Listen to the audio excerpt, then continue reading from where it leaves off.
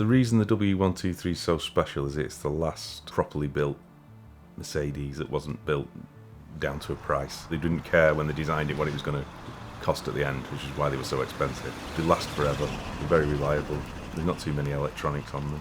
It's sort of the essence of Mercedes, if you like, boiled down into one car.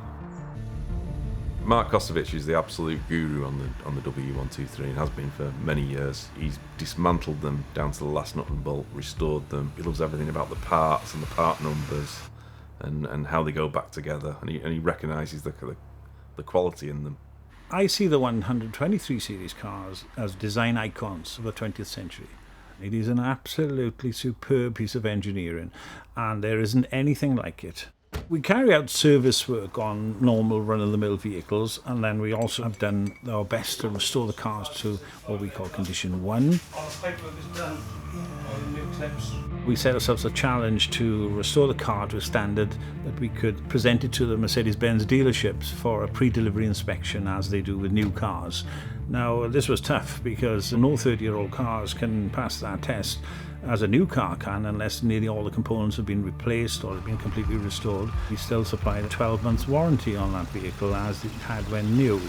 To restore them to this level, we do have customers who want them and are interested in projects, and this axles and subframes and whole floor panel of the car is detailed and correctly restored as it was from when it left the factory. This one is an estate car which has a self-leveling control system which allows the car to rise and fall commensurate with the cargo it carries. Not many of these left now. The estate cars are probably the rarest of them all. The estate was the ultimate estate car, probably the best estate car in the world. We had so many calls from people saying, well, you should write a book, you really should write a book on this, you know enough to write a book, but I'm not an author. Mark thought there was a need for a book on the W123, and he liked my writing, and he could see that I liked the cars as well. I wrote the history, and he did the technical parts. Hats off to him, the job he's done. He admit himself he's not a writer, but he's done a fabulous job on it. The factory archives have been very helpful. We've been over there, and they've given us exclusive access to all the details from this period, which is 40 years ago now. His competitors of the time are almost all forgotten now because they've all been scrapped. You just don't see those cars anymore. But you do see W123s a lot on the road. For the market for the very best cars is very strong, and we have a long waiting list for fully restored cars. It's very popular now with architects, filmmakers, fashion photographers, people like that, all like the 123 series style now. Nothing wrong with that at all. It's a very stylish car. It didn't look overly Germanic.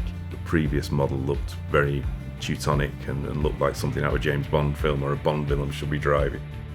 The 123 series cars are the finest engineered of the 20th century, and they've lived and they've survived, which is the proof of them. And I think that's it. That's the proof, really.